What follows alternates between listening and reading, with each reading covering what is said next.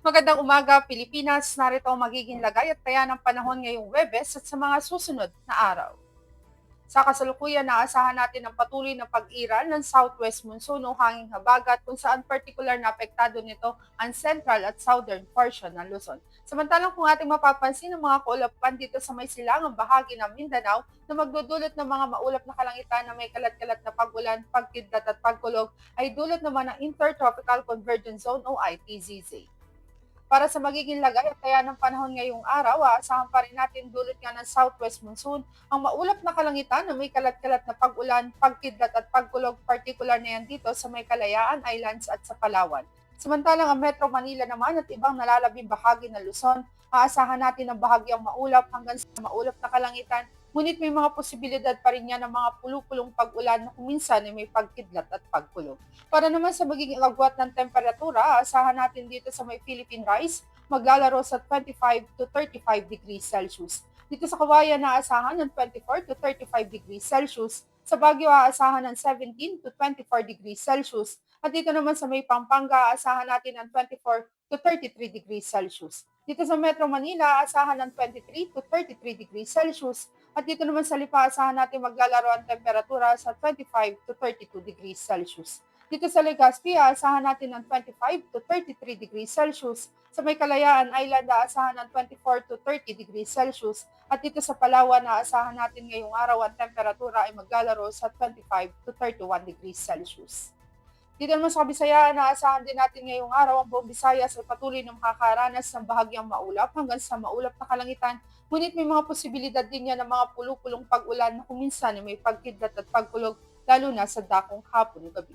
Dito naman sa Mindanao, dulot ng ITCC, aasahan natin dito sa may Surigao del Norte, Surigao del Sur, ganoon na rin sa Davao de Oro, Davao Oriental at Davao Occidental ang maulap na kalangitan na may kalat-kalat na pag-ulan, pagkidlat at pagkulog. Dito naman sa ibang nalalabing bahagi ng Mindanao, aasahan naman natin ang bahagyang maulap hanggang sa maulap na kalangitan, ngunit may mga posibilidad din ng mga pulupulong pag-ulan na kuminsan ay may pagkidlat at pagkulog, lalo na nga sa dakong hapon o gabi. Para naman sa magiging agwat ng temperatura, aasahan natin dito sa may Tacloban, ganoon na rin sa Mactan, maglalaro ang temperatura sa 25 to 32 degrees Celsius. Dito sa Iloilo, aasahan ng 24 to 33 degrees Celsius. Dito naman sa Mindanao, sa may Cagayan de Oro City, aasahan natin ang 22 to 31 degrees Celsius. Samantalang dito naman sa Davao, 25 to 32 degrees Celsius. At sa Zamboanga, aasahan natin ang 24 to 33 degrees Celsius. Para naman sa magiging lagay at taya ng panahon sa mga susunod na araw, aasahan natin dito sa Metro Manila ang patuloy na bahagyang maulap hanggang sa maulap na kalangitan, ngunit may mga posibilidad din ng mga pulupulong pag-ulan na kuminsan na may pagkidlat at pagkulog, lalo na sa dakong hapon o gabi. Ganon din ang aasahan natin dito sa Cavite at sa Angeles. Dito naman sa Lipa hanggang araw ng Sabado, asahan ng generally fair weather, ngunit pagsapit ng araw ng Linggo, asahan ng maulap na kalangitan na may kalat-kalat na pag-ulan, pagkidlat at pagkulog. Dito naman sa Puerto Princesa, maging sa Kalayaan Island sa mga susunod na araw, dulot ng southwest monsoon, asahan natin ng patuloy na maulap na kalangitan na may kalat-kalat na pag-ulan, pagkidlat at pagkulog. Dito naman sa Philippine Rise, sa mga susunod na araw, aasahan pa rin natin ng generally fair weather, bahagyang maulap hanggang sa maulap na kalangitan, ngunit may mga posibilidad din ng mga pulupulong pag-ulan na kuminsan ay may pagkidlat at pagkulog.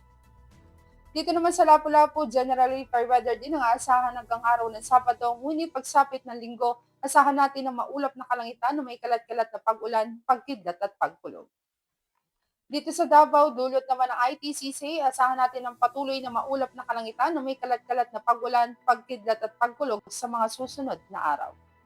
Dito sa Zamboanga, asahan naman natin ang bahagyang maulap hanggang sa maulap na kalangitan, ngunit may mga posibilidad din ng mga pulupulong pag-ulan na kuminsan na may pagkidlat at pagkulog. Para sa ating astronomical information, ang araw ay sumikat kaninang 0529 at asahan natin lulubog mamayang hapon sa ganap na 1829. Para sa ating moon illumination, meron tayong 2% increasing.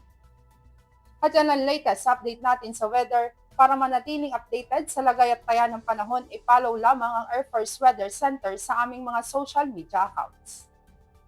Sa ngalan ng aming commanding officer na si Colonel Alvin John Cugador, Philippine Air Force General Staff Corps, I'm Sergeant Jessa C. Cuenca, Weather Forecaster ng Air Force Weather Center. Muli magandang umaga, Pilipinas!